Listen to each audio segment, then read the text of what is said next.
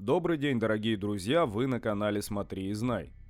На сегодняшний день рак является одним из самых серьезных заболеваний в мире. Эта страшная болезнь поражает людей вне зависимости от возраста и социального положения. Самое страшное в болезни то, что лекарства от нее до сих пор нет. Но ученые уже выделили продукты, способные противостоять раковым опухолям. Лук и чеснок. Лук и чеснок помогают нам справляться не только с различными вирусами и инфекциями, но и в борьбе с раковыми опухолями также помогают нашему организму. Чеснок обладает способностью связывать различные токсины и выводить их из организма. Также он активирует белые кровяные клетки, которые поглощают и уничтожают раковые опухоли.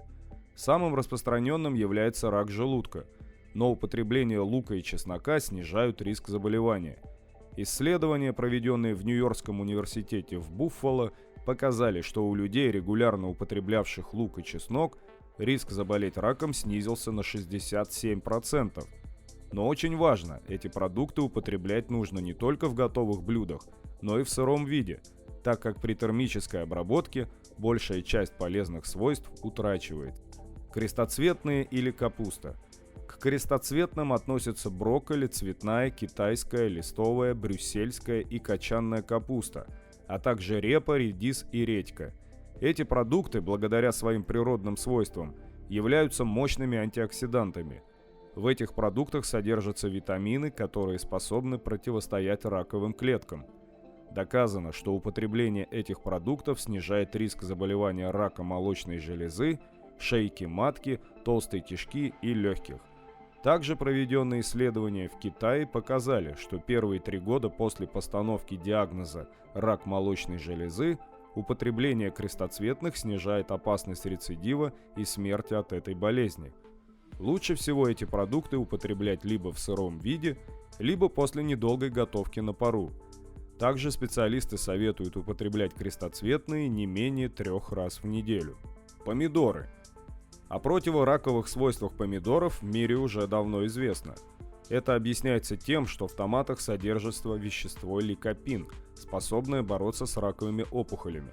У взрослых добровольцев даже после установления диагноза наблюдались признаки регрессии во время приема большого количества ликопинов. Самое большое содержание этого вещества находится в помидорах черри. Ученые доказали, что самую большую пользу для организма томаты принесут в сыром виде. А для лучшего усвоения ликопинов рекомендуется сбрызнуть помидоры оливковым маслом.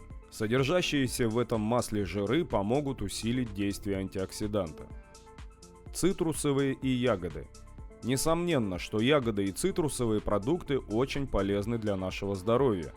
Но немногие знают о том, что они являются прекрасной профилактикой рака и помогают бороться с уже существующими раковыми опухолями. Таким образом, в малине, клубнике и гранате содержится фермент, способный предупреждать повреждение генов и останавливать развитие раковых опухолей. Апельсины и лимоны стимулируют работу нашего иммунитета, а также способствуют уничтожению раковых клеток. Грейпфруты выводят из организма различные шлаки и токсины, что значительно снижает риск возникновения всех видов рака. Ученые проводили целый ряд исследований, в ходе которых выяснилось, что употребление цитрусовых сокращает риск возникновения рака на 25%. Чай. Вопреки всеобщему мнению, не только зеленый чай помогает бороться с раком. Черный чай также обладает свойствами, которые способны препятствовать делению раковых клеток. Хотя зеленый чай в этом вопросе несколько эффективнее черного, он успокаивает нервную систему, очищает организм и в то же время не дает раковым клеткам делиться. А рак как раз и страшен тем, что пораженные клетки начинают бесконтрольно делиться, поражая определенные органы. Помимо этого, попадая в кровеносные сосуды, зараженные клетки могут перемещаться в другие части организма, что провоцирует образование метастазов, то есть поражение других органов. А зеленый чай как раз препятствует этому процессу, так как не дает клеткам рака размножаться, а следовательно и перемещаться по организму.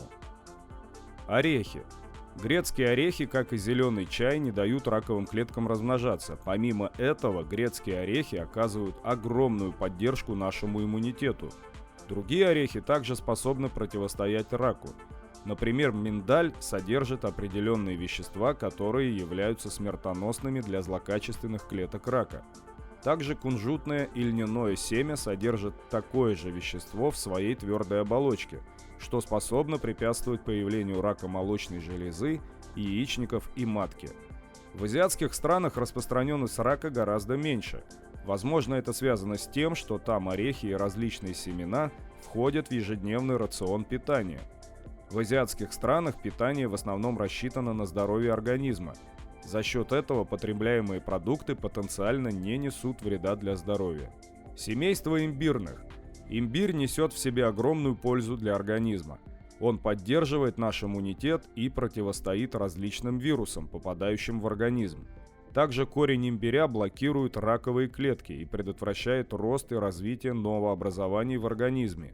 Имбирь можно употреблять в сыром виде, но эффективность не снизится, если добавить его в чай или пищу. Это придаст напиткам и блюдам несколько пикантности и оздоровительного эффекта. Также ярким борцом с раком среди семейства имбирных будет куркума. Эта специя обладает хорошими антираковыми свойствами, особенно в лечении рака кишечника и мочевого пузыря. Она способна уменьшать выработку организмом особых ферментов, связанных с воспалительными процессами, количество которых слишком повышено у пациентов с некоторыми видами воспалительных заболеваний и рака. Причины возникновения и развития рака до сих пор точно не установлены медициной. По этой же причине и универсальная вакцина от этой болезни до сих пор не изобретена. Ученые в настоящее время проводят огромное количество исследований для создания лекарства. Также существуют альтернативные и экспериментальные методы лечения. Благодаря этому с каждым годом все больше и больше нам становится известно об этой страшной болезни. Ученые также выявили факторы, влияющие на возникновение и развитие рака. Наибольшую роль играют проблемы окружающей среды. После них уже идут неправильный образ жизни и нездоровое питание. Также ученые уже установили целый список продуктов, которые провоцируют возникновение раковых опухолей. По данным Международного агентства по изучению рака, ежегодно в мире умирают 8 миллионов человек от различного вида раковых опухолей. Выделяют примерно 100 форм этого заболевания. Большую часть этих видов возможно вылечить полностью. Но для того, чтобы болезнь была подвластна медицине, ее необходимо вовремя диагностировать, а именно на самой ранней стадии. К онкологу следует обратиться, если вы испытываете следующие симптомы. Температура выше 37 градусов держится дольше месяца. Лимфоузлы находятся в увеличенном состоянии долгое время. Родинки стали менять свой размер, форму или цвет. Затрудненное мочеиспускание у мужчин. Любые уплотнения в груди у женщин. Такие симптомы могут свидетельствовать о начале развития рака, поэтому лучше всего обратиться к онкологу для обследования. Также хорошей профилактикой будет правильное питание. Специалисты рекомендуют придерживаться следующего правила. На тарелке всегда должно быть 2/3 растительных продуктов и не более 1/3 белковых. По статистике, примерно 30% случаев заболевания раком напрямую связаны с употреблением нездоровой пищи. Поэтому очень важно следить за своим питанием не только для фигуры, но и для здоровья всего организма. А на этом мы с вами прощаемся, дорогие друзья. Всем до новых встреч и будьте здоровы!